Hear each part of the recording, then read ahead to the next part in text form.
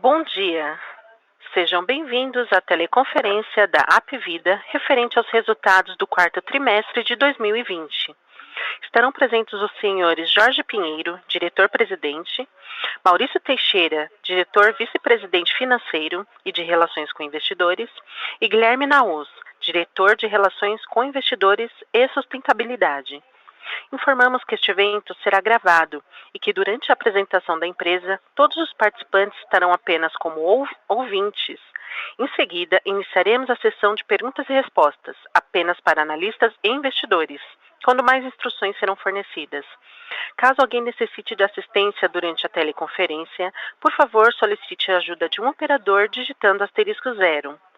O áudio está sendo apresentado simultaneamente na internet, no endereço www.apvida.com.br/ri. Gostaríamos de esclarecer também que eventuais declarações que possam ser feitas durante essa teleconferência relativas às perspectivas de negócios da Apvida, projeções e metas operacionais e financeiras, constituem-se em crenças e premissas da diretoria da companhia, bem como informações atualmente disponíveis. Elas envolvem riscos, incertezas e premissas, pois se referem a eventos futuros e, portanto, dependem de circunstâncias que podem ou não ocorrer.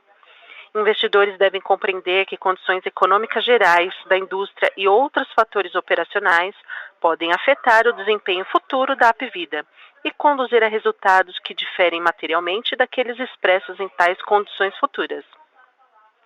Lembramos que para aqueles que estão acompanhando pelo webcast, a apresentação que aparece na sua tela não muda de um slide para o outro de forma automática. O usuário precisa usar as teclas de navegação logo abaixo da apresentação. Agora, gostaríamos de passar a palavra ao Sr. Jorge, que iniciará a apresentação. Por favor, Sr. Jorge, pode prosseguir.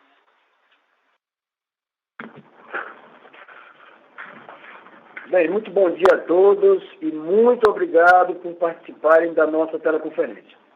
É com enorme satisfação e sensação de dever cumprido que apresentamos ao mercado os resultados da Apvida referentes ao quarto trimestre de 2020 e o resultado do ano. Bem, começando aqui pelo slide 2, vou dar um apanhado geral dos principais destaques de 2020. Estamos imensamente gratos por, nesses tempos desafiadores, termos sido capazes de fornecer aos nossos beneficiários, espalhados nas 5 regiões do Brasil, todo o acolhimento e cuidado que precisaram.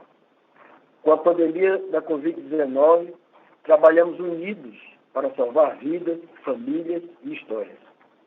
O ano de 2020 foi muito difícil para todos, com perdas irreparáveis para muitas famílias brasileiras.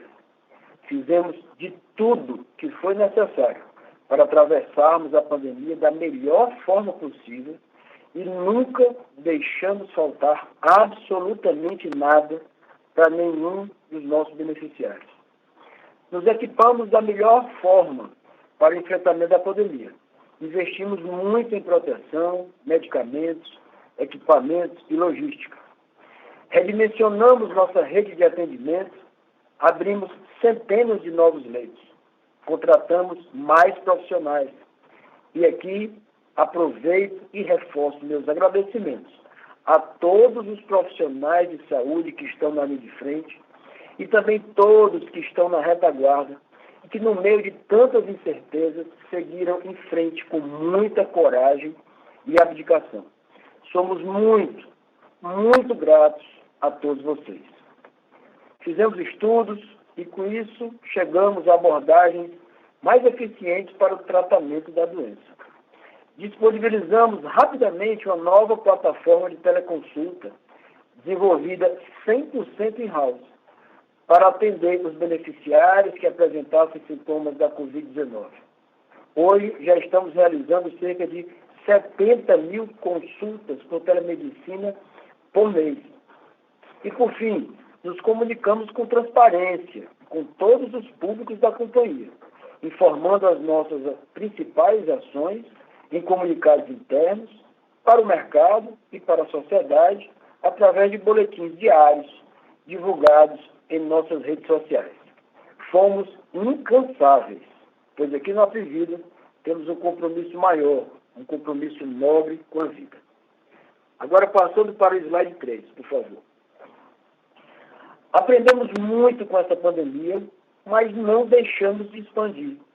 Os investimentos em estrutura física totalizaram mais de 233 milhões de reais, com 235 mil metros quadrados de estruturas físicas construídas ou reformadas. Finalizamos o ano com um total de 464 unidades assistenciais, entre hospitais, prontos atendimentos, clínicas e unidades de diagnóstico. Com o close das operações do Grupo São José e Medical, foram adicionadas 12 unidades assistenciais, incluindo 3 hospitais. Adicionalmente, temos hoje 12 hospitais em diferentes fases, alguns ainda em planejamento, outros em avançado estágio de construção. Encerramos o trimestre com 3.240 leitos, 605 leitos a mais que no mesmo período de 2019. Nesse trimestre, disponibilizamos 764 leitos para o tratamento da Covid-19. No entanto, com o desdobramento da segunda onda da pandemia em várias regiões do país, adicionamos 1.497 leitos agora no primeiro trimestre de 2021, no cenário que acabei de comentar. No slide 4, vamos falar sobre a nossa frente inorgânica, ou seja, expansão através de aquisições.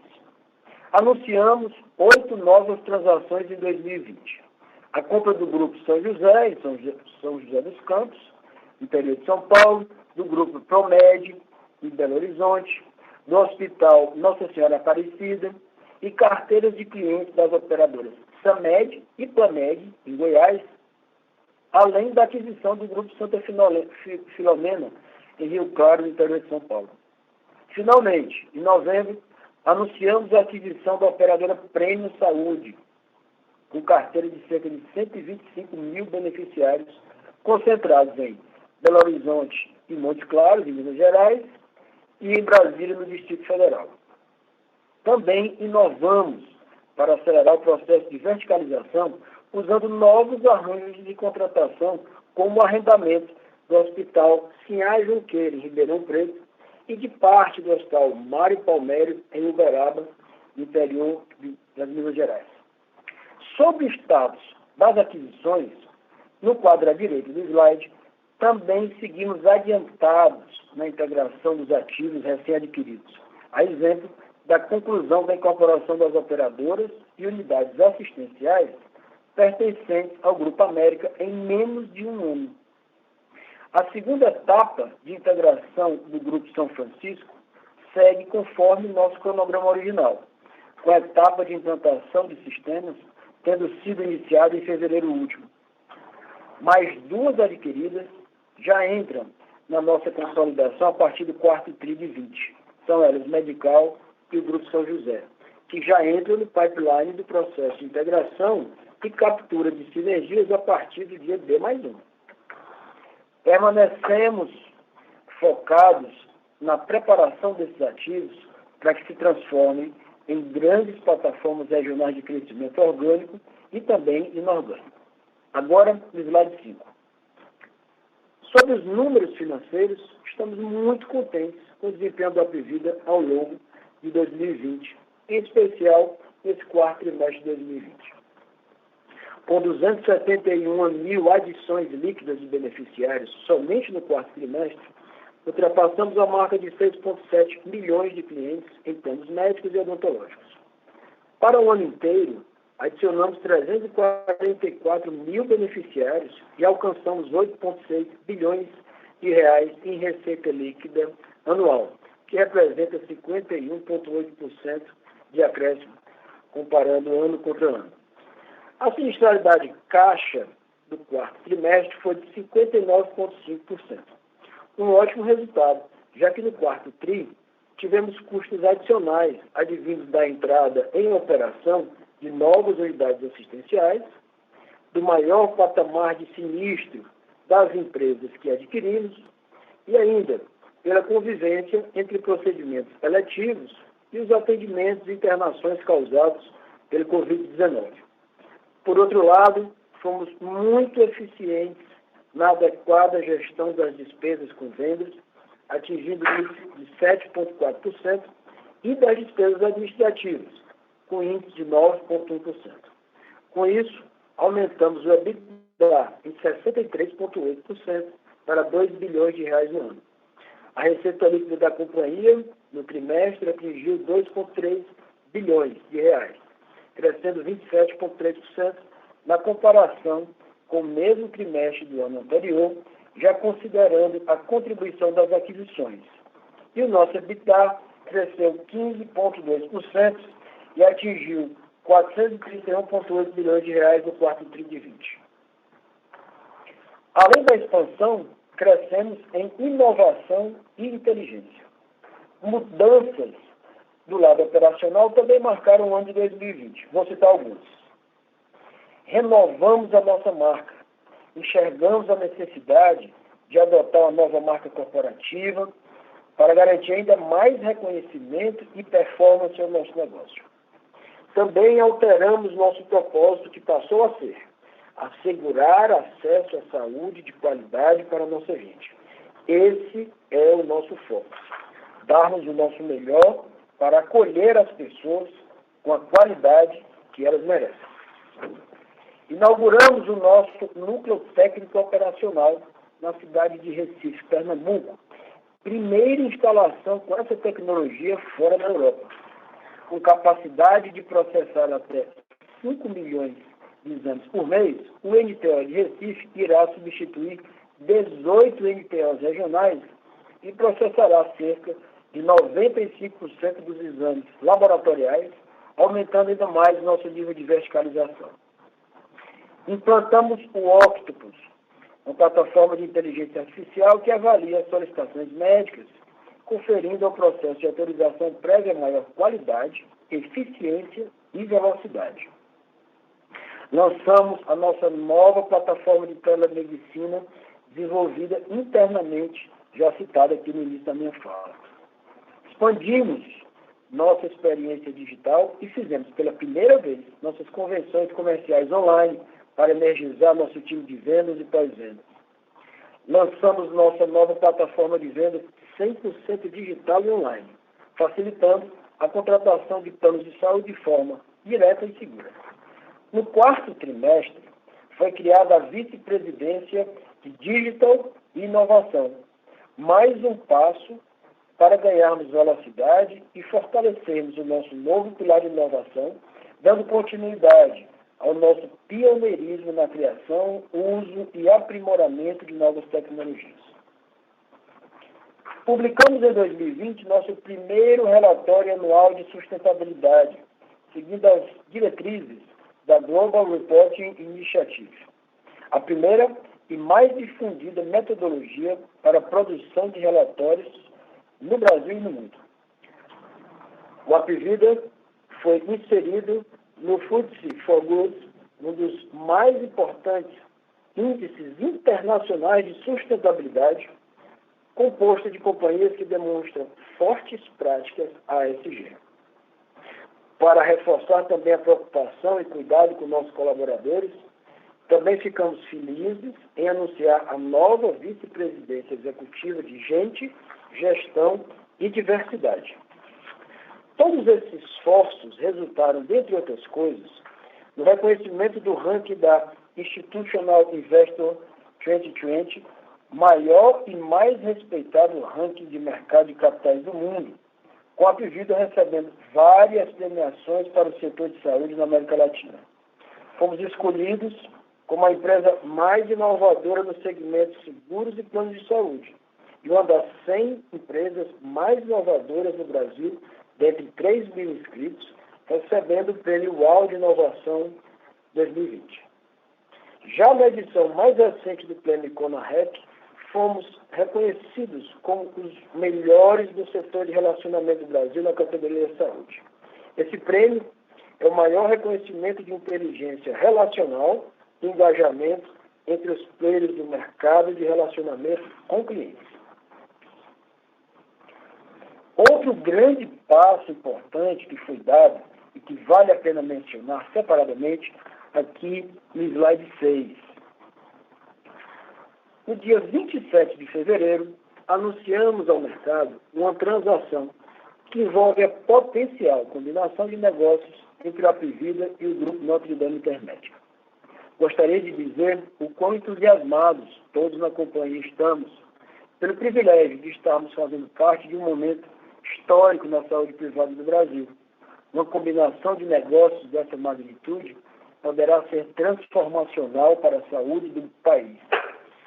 Poderemos conseguir expandir e democratizar para todo o Brasil o nosso propósito de existência, que sempre foi de assegurar acesso à saúde de qualidade para a nossa gente. A história de experiência de 42 anos de Apivida, somados aos 53 de GNDI, é e continuará sendo o alicerce de um futuro muito promissor para a nova companhia que poderá ser formada. Com a possibilidade de combinar experiências, conhecimentos, pessoas excepcionais e, por fim, poderemos unir todas essas riquezas para que possamos intensificar a possibilidade de sermos mais acessíveis e podermos oferecer um produto de qualidade para o brasileiro. Estamos, nesse momento, aguardando as aprovações pelos acionistas de ambas as companhias em suas respectivas Assembleias Gerais Extraordinárias, que irão ocorrer no dia 29 de março do ano de 2021, de forma simultânea. Lembrando que a operação também será submetida para apreciação dos órgãos reguladores. Finalizo dizendo que estamos extremamente orgulhosos de nossos colaboradores e de nossas realizações de 2020. Estamos empenhados em continuar garantindo o atendimento que nossos beneficiários merecem, mesmo numa fase extremamente desafiadora da pandemia que ainda nos assola. Diferentemente da primeira onda, onde tivemos a suspensão determinada pela Agência Nacional de Saúde de todos os atendimentos e procedimentos eletivos, e a pandemia foi atingindo o país de forma bastante heterogênea, desta vez os atendimentos Covid vêm crescendo fortemente e em muitas cidades, ao mesmo tempo em que tivemos a suspensão de procedimentos cirúrgicos eletivos somente em algumas regiões por determinação de secretarias estaduais de saúde. Nesse momento, temos cerca de 20% a 30% a mais de leitos para atendimento da Covid do que tínhamos no pico da primeira onda da pandemia no ano passado. No entanto, mesmo com o aumento do volume de procedimentos relacionados à Covid, inclusive aqueles de alta complexidade, a Apivida, com sua ampla rede própria e o seu modelo verticalizado e integrado, através de muita tecnologia e inovação, permite que a gente absorva esses aumentos pontuais sem grandes impactos.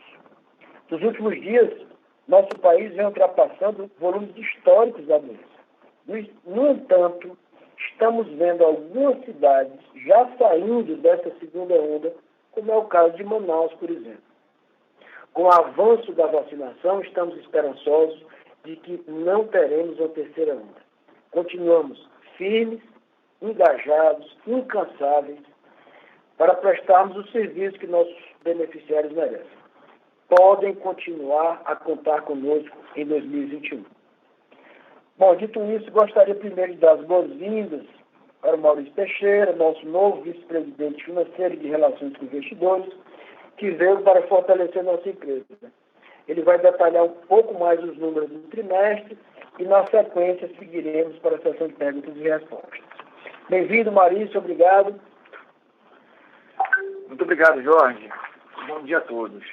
É um prazer e uma satisfação enorme estar aqui pela primeira vez apresentando os resultados do Apivida. Passando para o slide 7, podemos ver que o número de beneficiários de plano de saúde, ao fim do ano, apresentou crescimento de 6,6% na comparação com o mesmo período do ano anterior, influenciado pela entrada de 75 mil beneficiários da Medical, 53 mil do Grupo São José, 43 mil advindos da RN Saúde. Além disso, houve crescimento orgânico de 61 mil beneficiários nas empresas que já faziam parte do grupo desde o final de 2019. Podemos ver, ao lado esquerdo da página, a evolução histórica dos beneficiários de saúde e odonto desde 2017 até 2020. Em saúde, o número de beneficiários apresentou um CAGR de 19%, e em odonto, o CAGR foi de 27%. No slide 8, mostramos a evolução do ticket médio. Para essa análise, o ticket médio do quarto trimestre de 2020 considera somente os reajustes referentes ao próprio trimestre, desconsiderando o reajuste retroativo de maio a setembro de 2020. Em saúde, o ticket médio cresceu 5,8% em relação ao quarto trimestre de 2019, principalmente em função das vendas novas e dos reajustes dos contratos. O ticket médio de odonto cresceu 0,2% em relação ao quarto trimestre de 2019, em virtude do aumento de 10,3% no plano individual e queda de 5,3% no plano corporativo. Passando para o slide 9, vemos que a receita líquida no quarto trimestre de 2020 cresceu 27,3%, quando comparamos com o quarto trimestre de 2019, influenciada principalmente pelas receitas adquiridas, no valor total de 319 milhões de reais, bem como o crescimento orgânico de vidas e pelo valor de 135 milhões referente ao reconhecimento na receita de reajustes represados em 2020. O valor retroativo desse reajuste será cobrado dos clientes em 12 parcelas ao longo de 2021, conforme a determinação da ANS, mas são da competência de 2020. Alcançamos receita líquida de 8,6 bilhões de reais em 2020, com um crescimento de 51,8%. No slide 10, podemos ver a evolução da sinistralidade.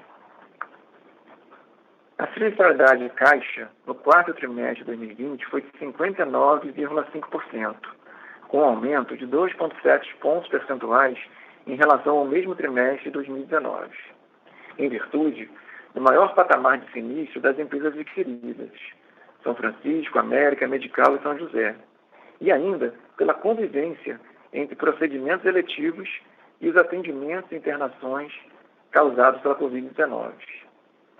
No entanto, mesmo com todos esses fatores, conseguimos terminar o ano com esse indicador 1 ponto percentual melhor que em 2019, devido a diversas iniciativas de gestão de sinistros e da suspensão dos procedimentos eletivos ao longo do segundo e terceiro trimestre de 2020. O índice de sinistralidade total foi de 66,5% no quarto trimestre, aumento de 4,7 pontos percentuais contra o quarto trimestre de 2019, decorrente de maior provisão de ressarcimento ao SUS, devido à normalização dos envios de ABIs e cobranças pela ANS. A sinistralidade total no ano foi de 60,9%, um aumento de 0,5 pontos percentuais versus 2019, tanto pelo ressarcimento ao SUS, quanto pela maior sinistralidade das empresas adquiridas.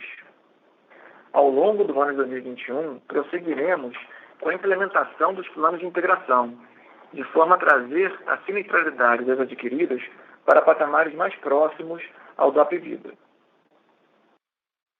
No slide 11, detalhamos o processo da provisão de ressarcimento ao SUS. Devido à pandemia, os prazos recursais permaneceram suspensos e, portanto, não foram recepcionadas novas GRUs durante o segundo e terceiro trimestre de 2020.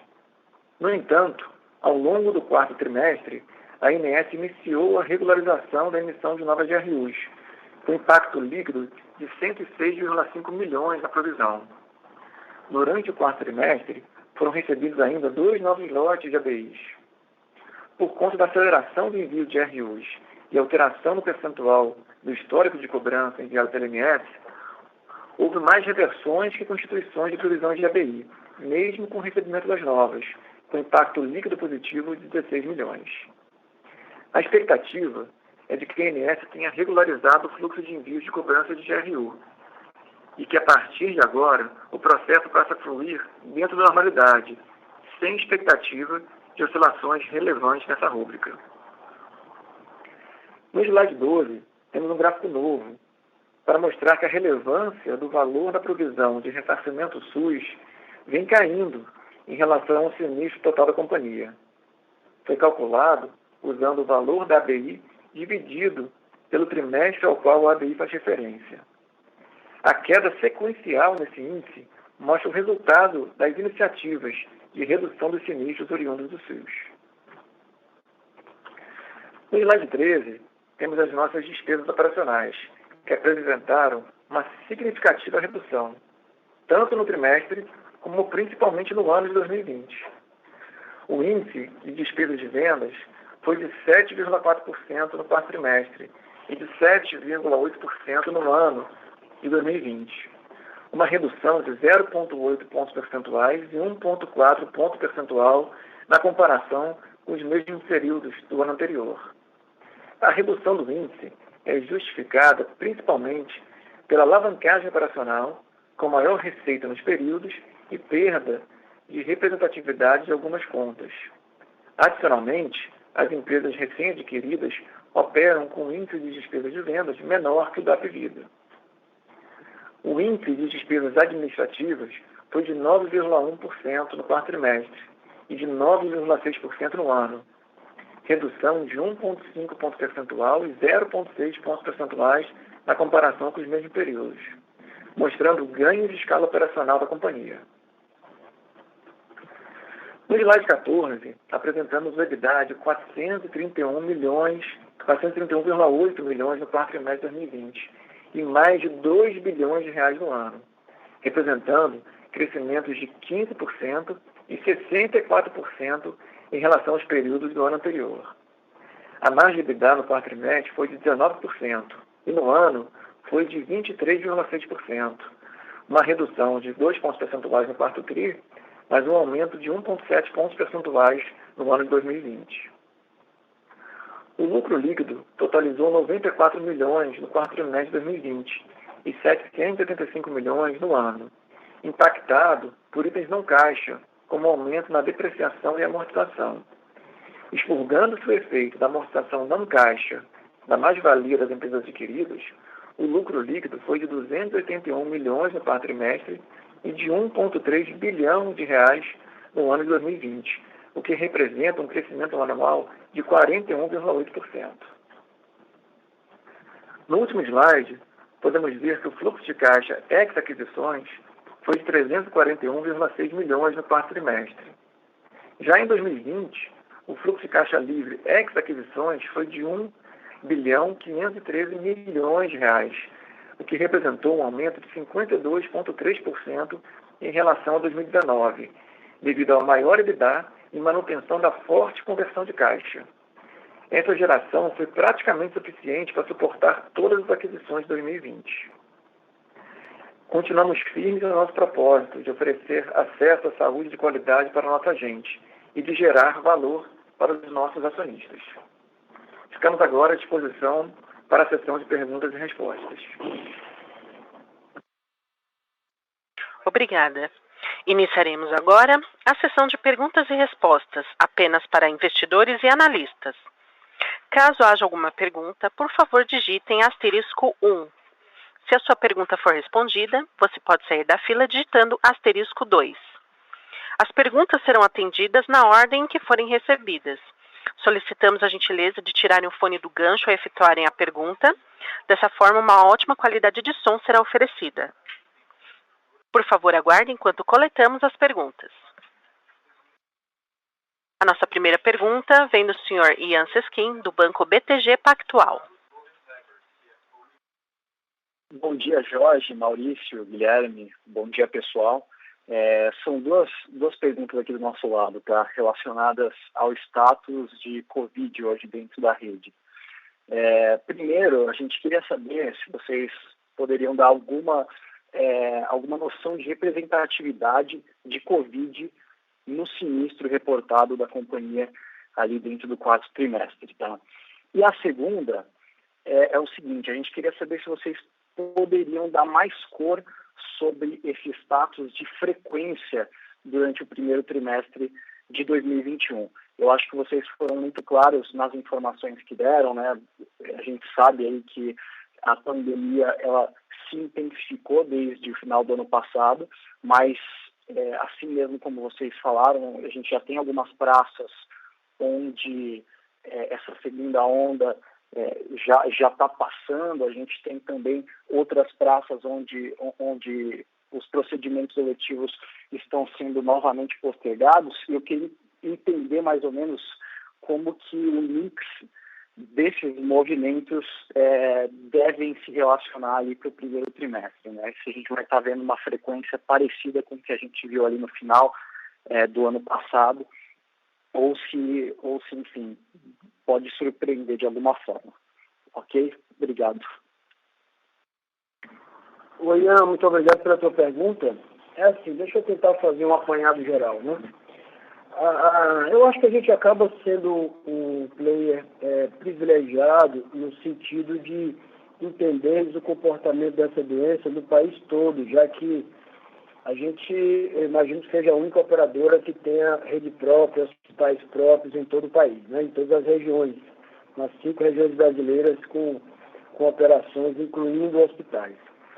E a gente nota um comportamento diferente na primeira onda com relação à segunda onda. O que aconteceu na primeira onda?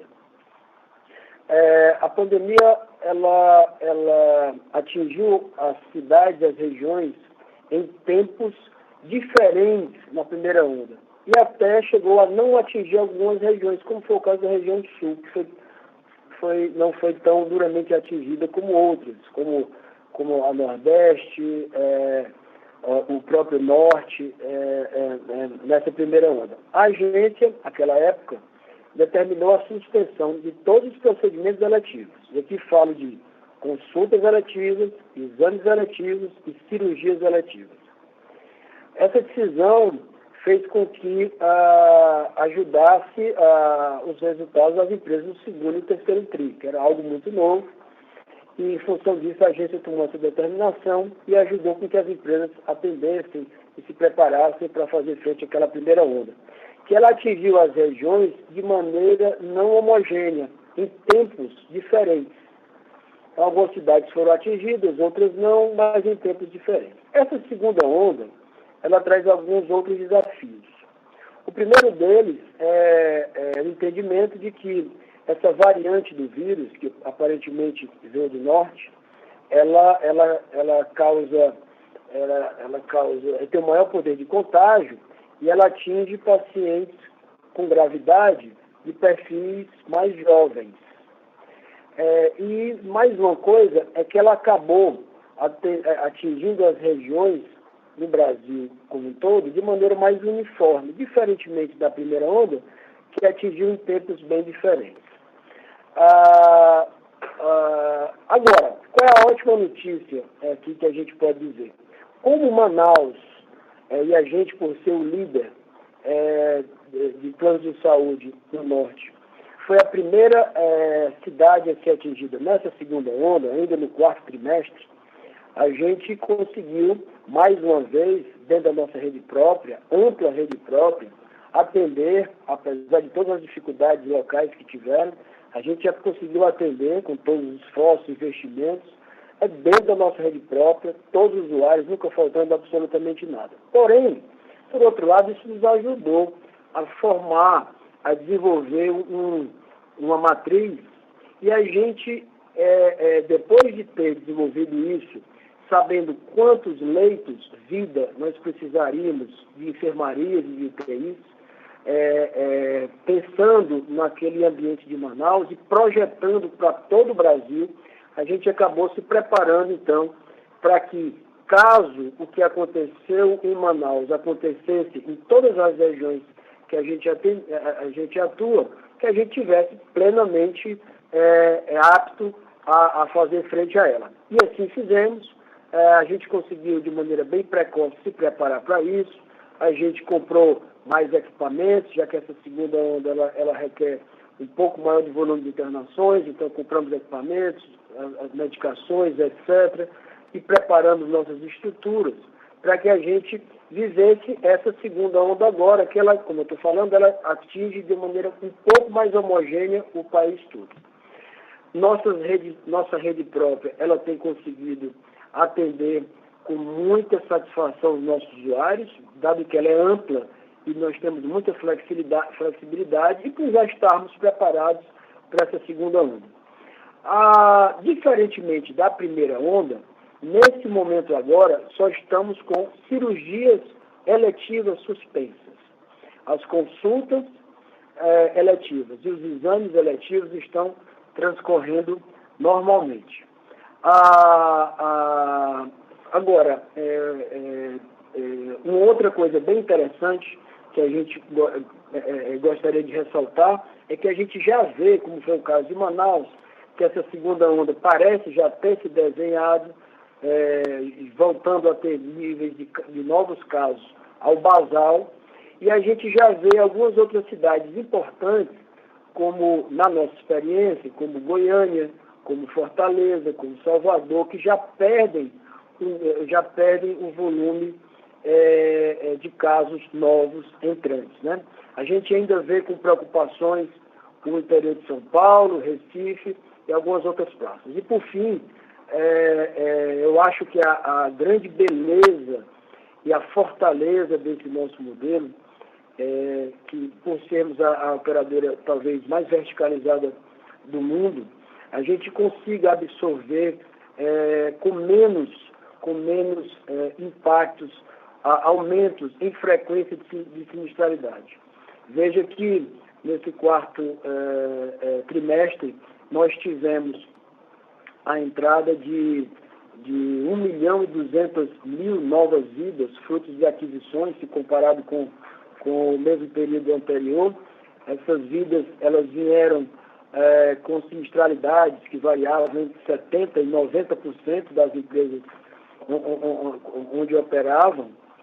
E mesmo sabendo que o quarto tri já foi mais desafiador por um volume maior de Covid e trazendo 1.200.000 vidas novas com sinistralidade entre 70% e 90%, a gente conseguiu ter um quarto tri com níveis de sinistralidade de caixa históricos. Então, isso mostra que a gente está conseguindo evoluir com muita força no processo de integração das adquiridas e a nossa rede própria, ela consegue amortecer um pouco mais quaisquer flutuações importantes de frequência. Obrigado. A nossa próxima pergunta vem do senhor William Barrajardi, do Credit Suisse. Bom dia, pessoal. Jorge, Maurício, Guilherme, obrigado pelo tempo. Aqui do meu lado eu tenho duas perguntas bem rápidas.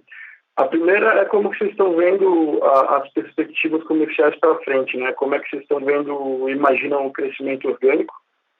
E a segunda é mais sobre a amortização, né? Como é que a gente deve pensar nessa base daqui para frente? Obrigado.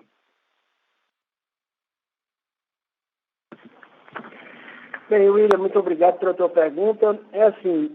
O quarto trimestre já foi animador do ponto de vista de crescimento orgânico, e agora, para esse ano, eu vejo alguns cenários, né? O primeiro deles é assim, dado que a gente já nota que algumas cidades, por terem entrado antes nessa segunda onda, e a gente já conseguir projetar qual é a intensidade que ela pode causar em várias outras cidades do país, inclusive aquelas que estão no pico da doença, a gente consegue projetar mais ou menos quantos dias vai levar. Eu acredito e espero que, aliado à aceleração do processo de vacinação, que nós temos amplas possibilidades de no segundo tri, de acelerarmos com muita força a vacinação, eu creio numa recuperação mais forte da economia, que pode nos ajudar muito, especialmente no segundo semestre. Pensando num cenário mais otimista, como esse, eu imagino que a gente mantenha crescimentos históricos e, como você sabe, o desejo do brasileiro por ter o plano de saúde atingir o seu pico, por motivos óbvios, e eu acredito que isso vai ser uma constante. Então, vejo que a gente deverá manter níveis históricos de crescimento orgânico que sempre foram muito significativos para nós.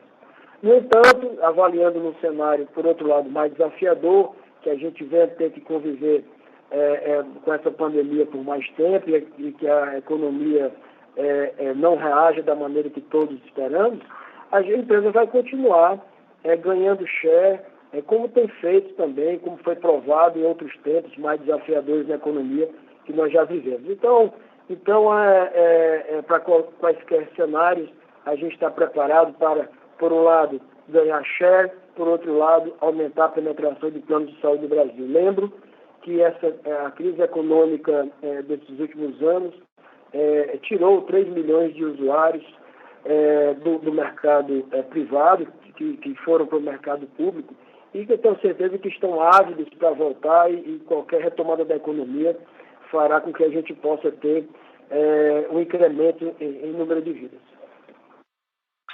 E sobre a segunda pergunta, pessoal, como é que a gente pode olhar essa amortização daqui para frente, do goodwill, das aquisições, como é que a gente pode pensar os próximos três? William, bom dia, obrigado pela pergunta. Então, a gente ainda vai ter uma amortização nos próximos 3 a 4 anos, num patamar mais elevado, por conta de uma grande aquisição, que foi o Grupo São Francisco. Isso já está, vamos dizer assim, contratado e vai impactar o lucro contábil, até por isso que a gente mostra, até de forma comparativa, o lucro ex mais-valia. Foi uma aquisição grande, com um goodwill grande, e que já está sendo amortizado, e grande parte passa pelo resultado, aí a parte de carteira de clientes e de imobilizado, o resto fica no balanço. Então a gente vai ter aproximadamente aí, só de São Francisco, uns 100 milhões por trimestre, sem contar outras aquisições que podem vir. Então por isso que a gente até está mostrando também o indicador sem incluir isso para medir de fato o resultado operacional da companhia. Tá ótimo, pessoal. Muito obrigado. A nossa próxima pergunta vem do senhor Vinícius Ribeiro, da UBS. Pessoal, bom dia a todos. Obrigado por pegarem a pergunta e espero que esteja todo mundo bem aí nessa situação que está vivendo. A primeira pergunta, até um follow-up na pergunta anterior, eu queria entender um pouquinho melhor como é que está a dinâmica comercial, né? A base de beneficiários. A gente, como o Jorge comentou, a gente tem visto realmente uma aceleração general.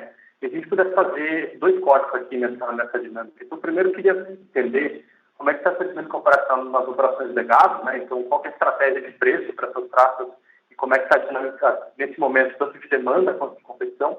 E a segunda, obviamente, né, seria para as praças adquiridas. Se puderem dar um update para a gente aí sobre o lançamento de produtos mais verticalizados nas praças novas com os investimentos de infraestrutura que vocês fizeram nos últimos meses aí.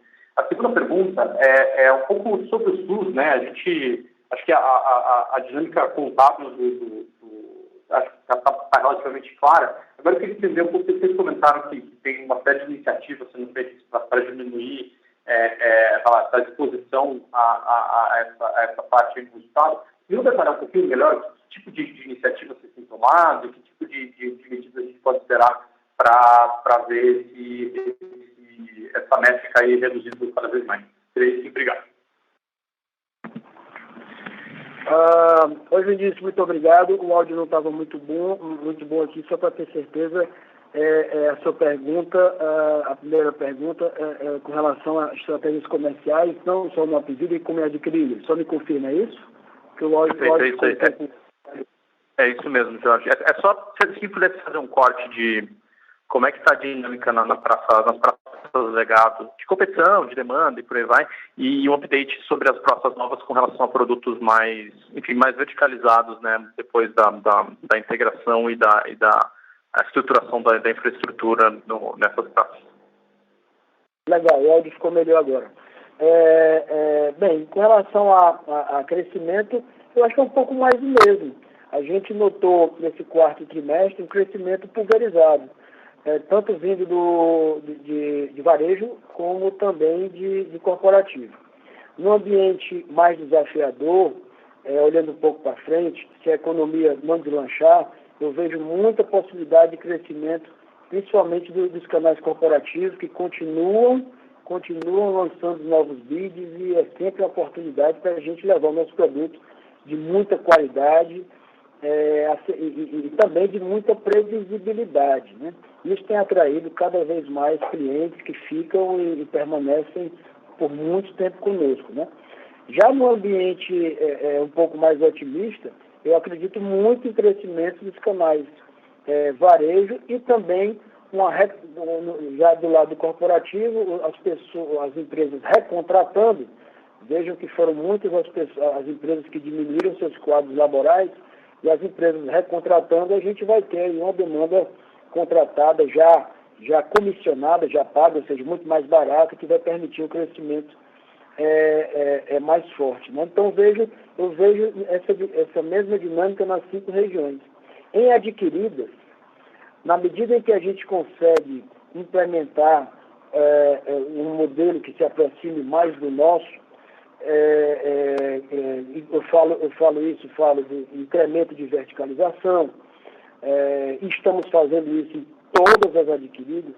Por exemplo, no Centro-Oeste, nós inauguramos 2 unidades em Goiânia, acabamos de comprar um hospital em Anápolis, que ele está em obras.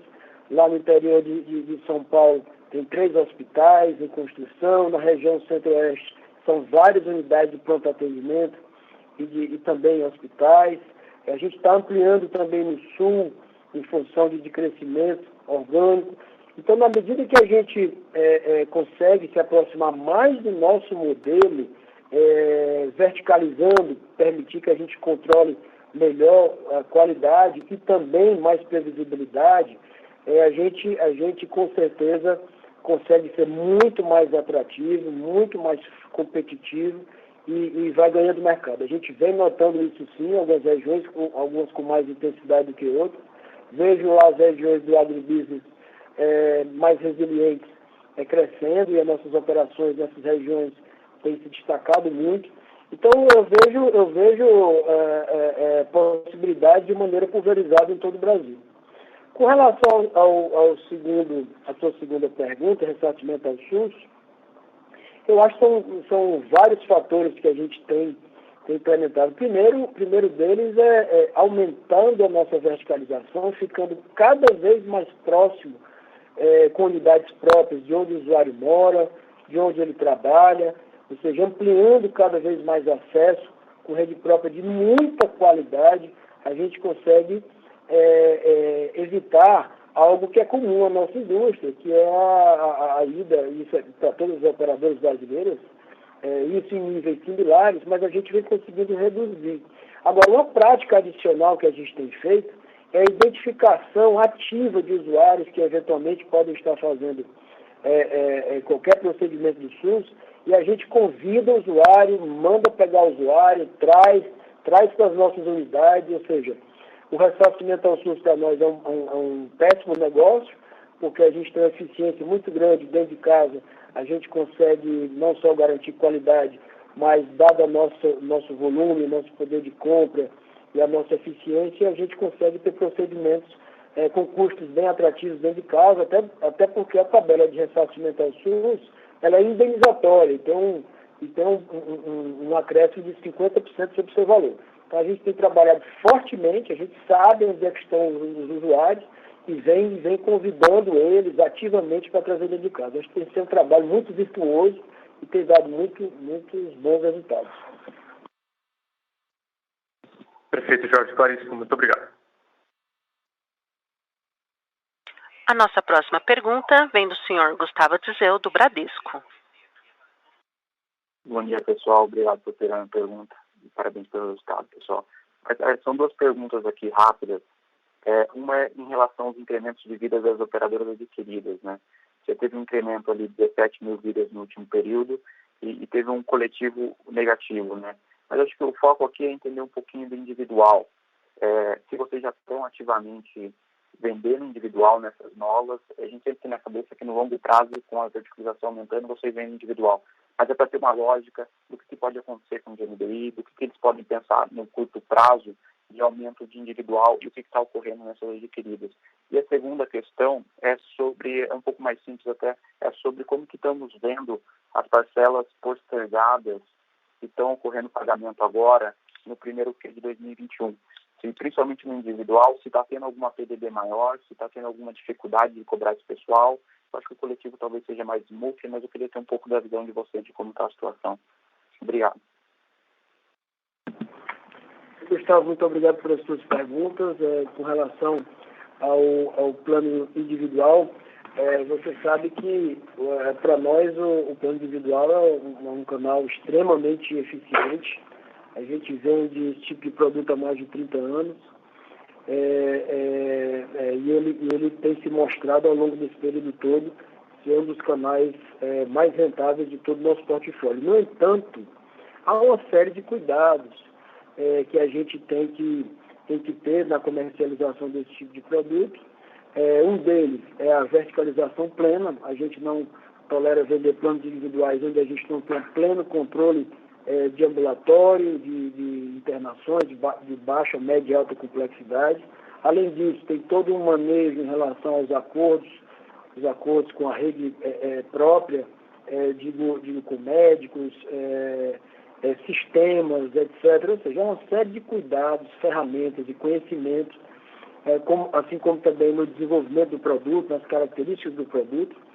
E isso faz com que a gente só consiga abrir venda de planos individuais naquelas cidades em que nós já conseguimos implantar na totalidade todas essas premissas e que aquela que leva mais tempo é a verticalização em todos os serviços. Então a gente está em fase intermediária. Em algumas cidades a gente já vende planos individuais e tem tido muito sucesso, porém em outras a gente, sendo mais cauteloso, só começará a venda quando a gente tiver verticalização plena. Lembro que nós estamos hoje com 12 projetos hospitalares em curso, em várias regiões brasileiras. Eles têm uma missão dupla. A primeira delas é já aumentar o nível de verticalização onde a gente já atua, mas a segunda delas também é permitir que a gente tenha um portfólio mais amplo de produtos, incluindo o plano individual. Aí eu acho que à medida que esses hospitais vão ficando prontos, a gente vai se beneficiando do crescimento vindo desse canal. Com relação à inadimplência, a inadimplência não foi tocada de maneira nenhuma em todos nos canais individuais, por exemplo, no varejo. É importante ressaltar que o nosso usuário cada vez mais valoriza o nosso produto e em especial nessas épocas de pandemia, em que a gente vem se destacando muito, atendendo os nossos usuários com muito acolhimento, com muita prontidão, com as estruturas adequadas. Então o usuário vem por outro lado valorizando o nosso produto. Isso faz com que a nossa inadimplência não tenha sido tocada nesse período agora, inclusive no primeiro trimestre. Ótimo, Jorge. Muito obrigado. Mais uma vez, para fazer alguma pergunta, por favor digitem *1. Por favor, aguardar novamente enquanto recolhemos as perguntas. A nossa próxima pergunta vem do senhor Gustavo Schroden, do Goldman Sachs. Bom dia, pessoal. Obrigado pela oportunidade. Eu queria só tocar no assunto a respeito de preço e de reajuste. Ano passado foi um pouco atípico, a ANS colocou algumas restrições. Eu queria saber como é que deve, enfim, o que a gente pode esperar para 2021, como é que estão as conversas com a ANS, se vocês puderem adiantar alguma expectativa a respeito disso para 2021, considerando que ainda tem essas questões agora da segunda onda, enfim, qualquer cura aqui acho que ajudaria a gente. Obrigado. Gustavo, muito obrigado pela tua pergunta. Realmente eu acho precoce essa discussão. A gente não tem nada muito material que possa compartilhar contigo, mas a única coisa que eu posso te dizer é que o nosso modelo de negócio, de novo, ele está muito preparado para absorver qualquer tipo de variação, né? Se a gente consegue amortecer muito mais que quaisquer outros modelos de negócio, né? Então, em épocas de reajuste muito favorável, acaba sendo muito alto, acaba sendo bom para a gente, porque se ficou muito alto a gente migra de outros produtos para nós, né? Dado que a gente historicamente tem requerido menos reajuste do que o restante da indústria. Eu falo algo em torno de 35%, naqueles reajustes voluntários, enquanto o mercado requeria, por exemplo, 10%, a gente requeria 7%, 6,5%, enquanto o mercado em épocas de inflação médica mais alta requeriu 20%, a gente requeriu 14%. Então veja que a nossa necessidade por reajustes é menor do que o restante da indústria, em função, mais uma vez, de todo o nosso modelo verticalizado, com muita integração, um trabalho muito forte em prevenção, identificação de usuários que podem se tornar, ter situações agudas ou de mais alta complexidade. Então, a padronização de procedimentos, os ganhos de escala, em suprimentos, tudo isso vem nos ajudando, muita tecnologia vem nos ajudando a amortecer a inflação média, que é tão dura para a indústria no Brasil, não, para o mundo todo, né? Não, tá ótimo, Jorge, muito obrigado. Se eu puder só fazer um follow-up na questão sobre depreciação e amortização, que o Maurício comentou mais cedo, só para ver se eu entendi direito. Assim, a gente espera realmente uma depreciação maior, dadas todas as aquisições que foram feitas. Se eu entendi o que você colocou, Maurício, é que no mínimo 100 milhões de reais por trimestre, que a gente deve esperar de depreciação e amortização, é isso? Esse foi o patamar de 2020, Gustavo, da São Francisco, e que vai permanecer pelos próximos 4 anos, até ele exaurir, e aí não vai ter mais. Então, depois vai dar um degrau também no lucro quando acabar e terminar essa amortização. Mas pelos próximos 4 anos, ainda vai rodar nesse patamar. Sem contar possíveis novas aquisições que também possam ser alocadas, vai depender muito da alocação também do AGE, depois do PPA realizado, quanto fica pendurado no balanço e nunca amortiza e quanto é amortizado. Mas o patamar amortizável de São Francisco está nessa faixa aí de 100 milhões por trimestre nos próximos 4 anos. Tá ótimo. Obrigado, pessoal. Obrigada. Não havendo mais perguntas, gostaria de passar a palavra para o Sr. Jorge para as últimas considerações. Sr. Jorge, prossiga com suas últimas considerações. Finalizo aqui agradecendo muito aos parceiros investidores que acreditam no nosso projeto de levar com muita acessibilidade e saúde de muita qualidade para o brasileiro. E agradeço aqui, em especial, mais uma vez, aos nossos colaboradores que vêm se desdobrando, trabalhando com muito amor, afinco. Eu aqui, mais uma vez, emocionado, vejo e vivo a cada dia o empenho do nosso time tão brioso na tentativa de acolher da melhor maneira possível e sempre com a força e a vontade e a coragem de salvar vidas a cada dia. Então, muito obrigado aos nossos colaboradores. E, por fim, nosso compromisso maior e único com o cliente é dizer que contem conosco, estamos com todos os esforços focados no sentido de atendê-los e na certeza de que dias melhores virão, mas até lá estaremos firmes para poder passar por essa pandemia. Muito obrigado, bom dia a todos. Obrigada. A teleconferência de resultados da Apvida está encerrada. Por favor, desconectem suas linhas e tenham uma boa tarde.